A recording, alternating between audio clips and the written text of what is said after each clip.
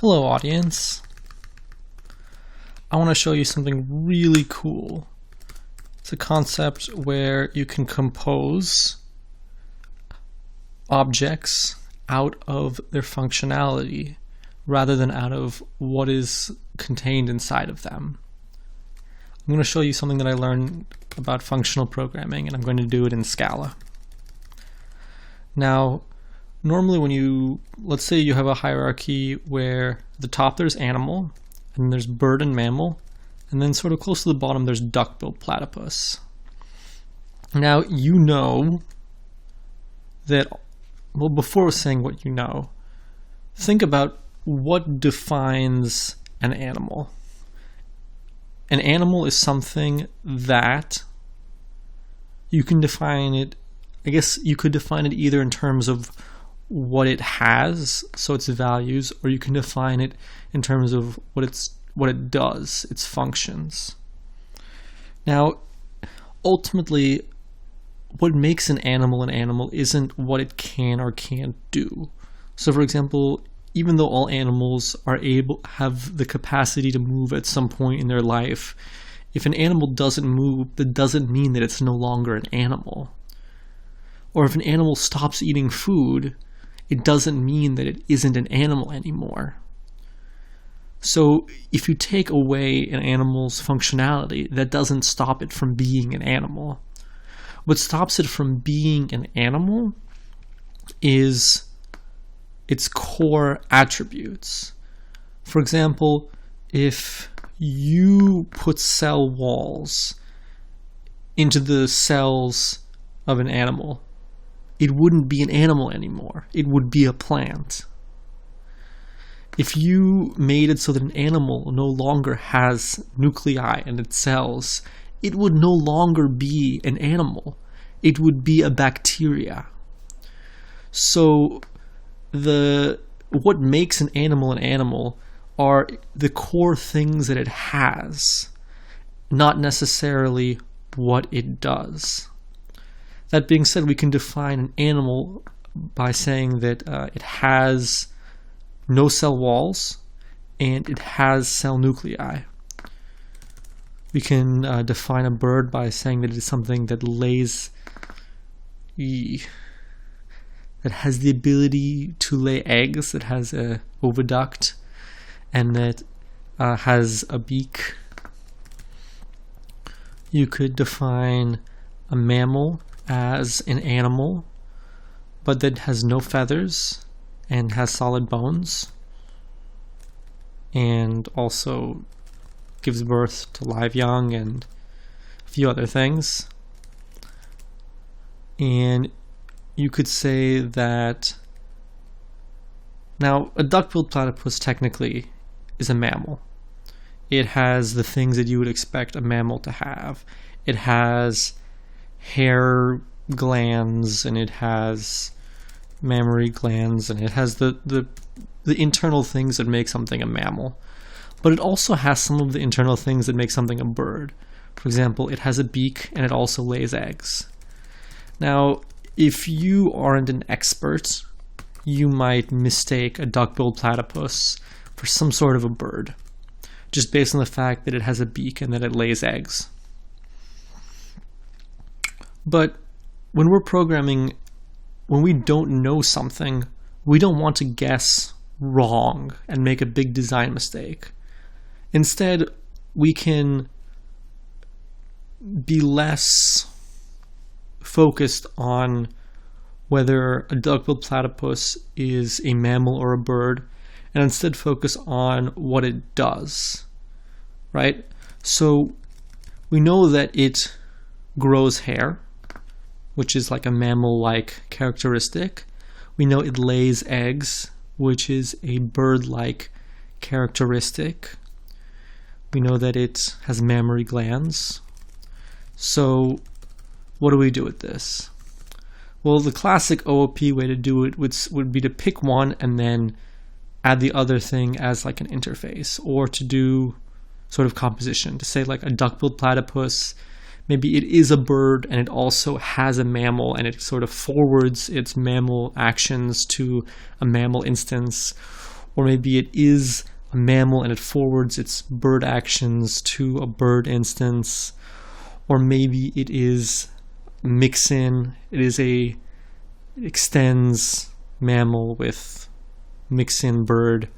But those things, I mean, first of all, they have extra junk that you don't need.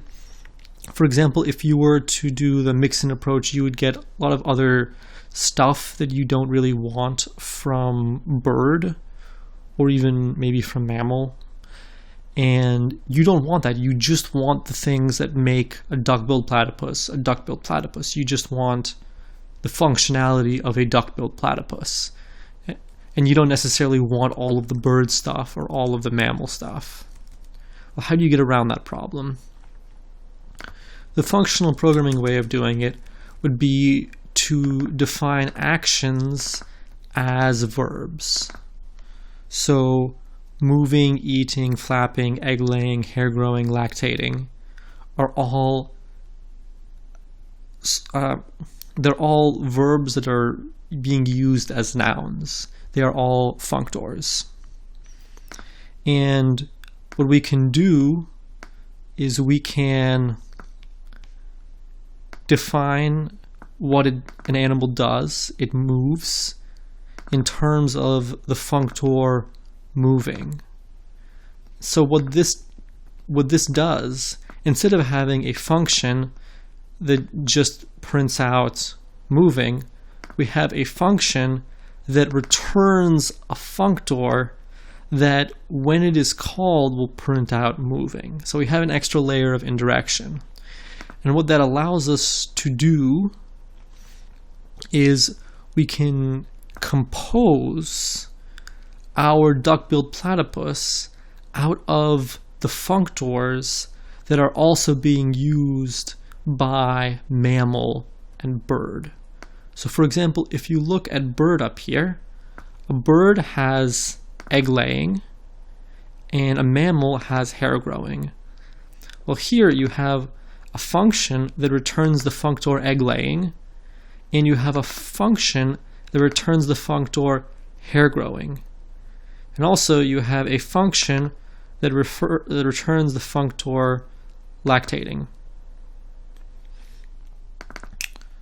Now, these are all immutable objects, so you can reuse them and share them, and you don't have to worry about something. And you can even give them state. So for example, in this case, you have a functor. It is a function 0, so it has 0 parameters in its apply method. The method automatically gets called when you add parentheses. And it is a case class, so you can copy it with .copy and then specify some whatever parameter it is that you want to modify in the copy. And it will copy everything that is in the constructor. In a case class, everything goes in the constructor. And so what you can do is say that you want a function that has state and that sort of changes that state every time it's called. So what you end up with, you have, let's say there's a function that has a variable called g, and by default g is 0. Well, you can copy that function out of the behaviors singleton, and then every time you want to use it, you can decrement its g variable, or you can create another copy with a g variable modified if it's immutable. In this case, I made it mutable, which usually is a pretty bad idea, given that you don't want immutable state to be in your singleton, because you don't want mutable state to be in your singleton, because that could modify the function for everyone else who's using it. But just for convenience, every time this method is called, the functor is modified, and then it returns the modified functor. So every time that you call lactate, you can call either lactate.apply or lactate with the parens. Every time you call that 1, 2, 3, it'll print lactate having value, and the value will decrease from 5 to 4 to 3 to 2 to 1. So when you run this, you'll get lactate having value 4, 3, 2, 1, corresponding to the 4, 3, 2, and 1 at the bottom. And by doing it this way, you maintain the overriding, so you can pass in a platypus, duckbill platypus, in a place where a mammal would be expected, and it will call the overrided function that's in the subclass. So you get overriding, you get the benefits of inheritance, so you have true extension here, and not just, dot parent, dot parent, dot parent. And you have the flexibility of, you can just, if you want to add another function, you just grab that function out of the set of functors. Or if you want to, get rid of a function, you can just delete one of the functors, and you're not forced to make this big, humongous decision of, oh, should I, change the entire hierarchy or change the structure of rethink what is a mammal or what is a bird or whatever. You're just composing objects out of functions. I guess that's what functional programming really is. Thank you for watching.